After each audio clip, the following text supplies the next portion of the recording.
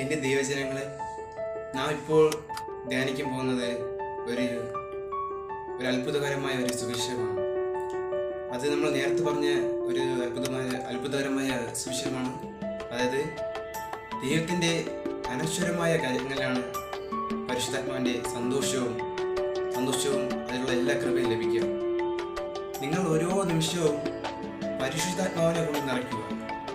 എപ്പോഴും നിങ്ങൾ ഹൃദയങ്ങളിൽ നിന്നും പരിശുദ്ധാത്മാവിനെ കൊണ്ട് നിറയ്ക്കുകയും അതിലുള്ള എല്ലാം ദൈവത്തിൻ്റെ പല വിധത്തിലുള്ള പല സുവിശേഷമായ പല ചിന്തകളും, പല ദുഃഖകരമായ പല ചിന്തകളും, പല വിചാരങ്ങളും ഉണ്ടാകും. എന്നാൽ പരിശുദ്ധാത്മാവ് നമ്മൾ ഉള്ളിൽ നിറയുമ്പോൾ നമ്മൾ ഒരു പവർഫുൾ മാനായി മാറും.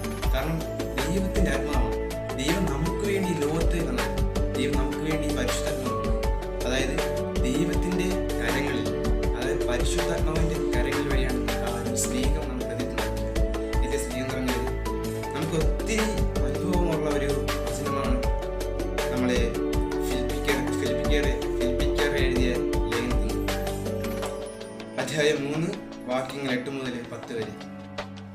ദൈവത്തിൻ്റെ, അതായത് അവൻ്റെ ഉദ്ധാനത്തിൻ്റെയും ശക്തിയുടെയും എൻ്റെ അറിവാണ് യേശുവിൻ്റെ എല്ലാത്തിനുള്ള ഒരു പരിശുദ്ധാത്മാവിൻ്റെ ഒരു ഒരുക്കം. അതായത് ദൈവമായിട്ടുള്ള ഒരു ഒത്തെടുപ്പാണ്.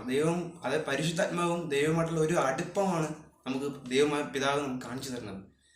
ദൈവം നമുക്ക് വേണ്ടി ഒത്തിരി സഹിച്ചു. കാരണം ആദിയിലെ ദൈവം നമ്മളോടൊരു പല പ്രവാചകന്മാരും പല യഹൂദന്മാർക്ക് വഴിയാണ് ദൈവം തീയായി പല രൂപത്തിൽ പ്രത്യക്ഷപ്പെട്ടത്. നമുക്ക് ഇന്ന് ഒരു ചിന്തന ഉണ്ട്, ദൈവം പല തരത്തിലാണ് യഹൂദന്മാരാണ്. കാരണം നിങ്ങൾ ഒന്ന് ചിന്തിക്കുക, യേശു പറയുക ഞാൻ ആരെന്നാണ് അവർ പറയുന്നത്. അപ്പോൾ ദൈവമായ കർത്താവ് പിതാവ് വഴി പൗലോസ് ഈശോ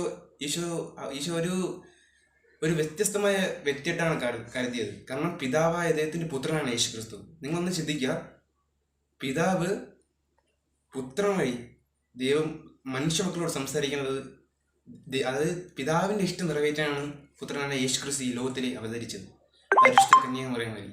നിങ്ങളൊന്ന് ചിന്തിച്ചു നോക്കുക മക്കളെ, ദൈവം നമുക്ക് വേണ്ടി ദാനമായി തന്നതാണ് യേശു ക്രിസ്തു.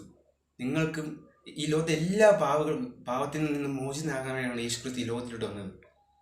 യേശുവിൻ്റെ ആ നാമം അപേക്ഷിച്ചാൽ ഉറപ്പായ മക്കളെ നിങ്ങൾ രക്ഷ പ്രാപിക്കും എന്ന് ഞാൻ ഈ വാക്യങ്ങൾ നിർത്തുന്നു.